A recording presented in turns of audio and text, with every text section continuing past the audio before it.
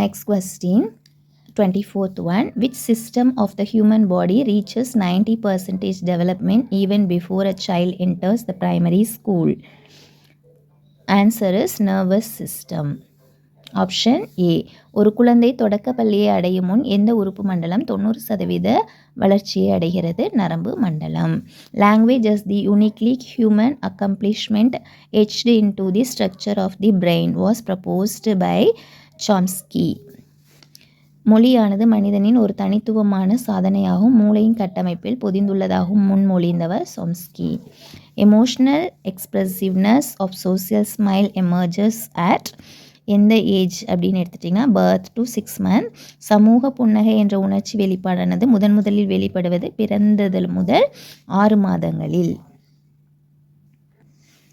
Given below are two statements. The difference between what a child can do on his own and can be accomplished with some assistance is called the zone of proximal development. Zone of proximal development encompasses those abilities, attitudes and patterns of the thinking with assistance. இதோடைய answer both statement 1 and 2 is correct. குழந்தை எதை தெரிந்திருக்கிறதோ அதற்கு பிறரது உதவியோடு எதை தெரிந்து கொள்ள முடியுமோ அதற்கும் இடைப்பட்ட பகுதிதான் புதிய அறிவை உருவாக்குவதற்கான இடமாகும். புதிய அறிவு உருவாவதற்கான இடம் என்பது திறன்கள், மனப்பான்மை, சிந்தனை முறை ஆகிய அறிவு தொடர்பான அனைத்தையும் உள்ளடக்கியதாகும். ஆப்ஷன் 2 கூற்றுகளுமே சரி. As per Erikson psychosocial stages of development theory, identity versus identity confusions component belongs to adolescence.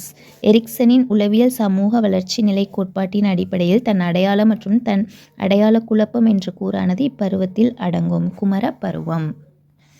Next, assimilations and accommodations help the organisms in maintaining in harmonious relationship with its environment, and this is called equilibrium. Piaget postulate the concept of equilibrium. So this answer is option C is the correct answer. இதில் உயிரியல் தன்னை பொருத்தி கொள்ளுதல் மற்றும் தன்வயப்படுத்துதல் வாயிலாக தன் சூழ்நிலையுடன் சமநிலைப்படுத்தி வாழ்கின்றன. பியாஜே எப்படி சொல்கிறாரு அப்படின்னா கூற்று 1, 2 சரியானது. A feeling of liking or disliking that also involve the way of the people think about the behave towards the object of their feeling is an attitude. ஒருவரின் விருப்பு அல்லது வெறுப்புகளை கொண்ட உணர்வின் அடிப்படையில் ஒன்றினை சிந்தித்து நடப்பதை மனப்பான்மை என்கிறோம். Option B is the correct answer. Thank you.